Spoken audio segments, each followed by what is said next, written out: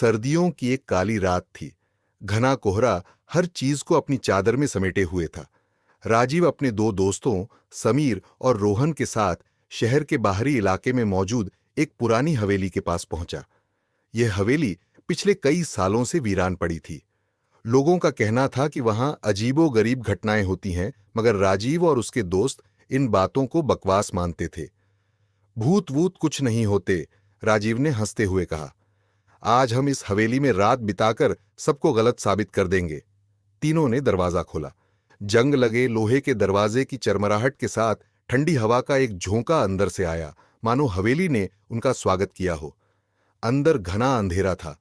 Torch जलाते ही धूल से भरी दीवारें और जाले लगे कोने दिखने लगे। चलते चलते वे एक बड़े हॉल में पहुंचे।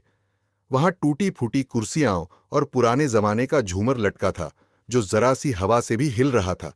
तभी अचानक एक दरवाजा अपने आप खुला। शायद हवा से खुला होगा, समीर ने कहा, मगर उसकी आवाज में हल्की घबराहट थी। राजीव ने हिम्मत दिखाते हुए अंदर झांका। कमरा खाली था, लेकिन दीवारों पर उभरे हाथों के निशान किसी कहानी को बयां कर रहे थे। तभी रोहन चिल्लाया, मुझे किसी ने छुआ! राजीव और समीर उसकी ओर दौड़े। रोहन का चेहरा सफेद पड़ चुका था। यहां सच में कुछ है, उसने कांपते हुए कहा। तभी हॉल के कोने से एक हल्की सुगबुगाहट की आवाज आई। टॉर्च घुमाने पर एक परछाई दीवार पर नजर आई, मगर वहां कोई नहीं था। अब तीनों की सांसें तेज हो चुकी थीं। हमें यहां से निकलना चाहिए, समीर ने डरते हुए कहा।